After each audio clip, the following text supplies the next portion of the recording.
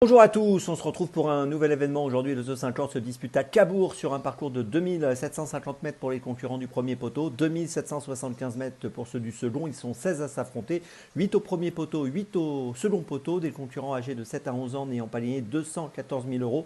On a un recul de 25 mètres à partir de 129 000 euros de gagné. Course très ouverte, donc qui a réuni ces 16 concurrents. Course dans laquelle, néanmoins, vous allez le voir, on a, me semble-t-il, un bon point d'appui. Avant de démarrer, de vous donner mon choix en 6 pour ce The 5 Horde et tous les paris associés, jeux simples, jumelés, trio, etc. Je vous rappelle que vous pouvez bien sûr vous abonner à la chaîne YouTube de The Turf. Vous pouvez aussi activer la cloche pour être informé dès que mon prono est posté.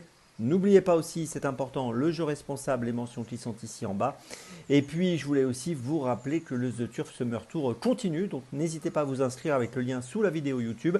Et si vous êtes déjà inscrit, eh bien écoutez, rendez-vous sur les réseaux sociaux de The Turf pour participer à des jeux et gagner des bonus Turf ou des cadeaux.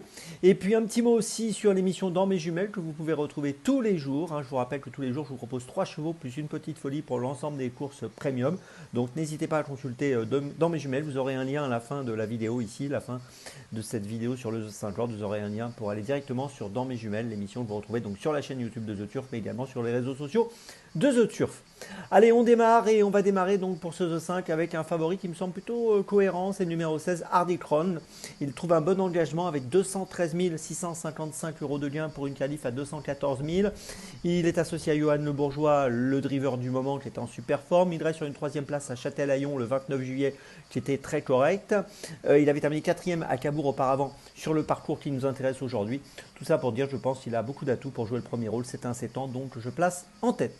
En deuxième position, j'ai retenu le numéro 14, Gamin de Mahé, qui reste sur une bonne 2e place à Anguin le 27 juillet. Si on prend ses 10 dernières courses, on l'a vu 6 fois finir dans les 5. Logiquement, au second poteau, c'est l'une des belles chances de la course, même si on le sait, ce n'est pas toujours simple de rendre 25 mètres à Cabourg. Néanmoins, je lui fais confiance. Donc mes 2 premiers chevaux sont 2 chevaux des 25 mètres. En 3e position, j'ai retenu le 6, Unadora. Alors, Unadora aura l'avantage de partir au premier poteau. Elle est associée à Franck Nivard. Elle a terminé 8e à Grain dernièrement.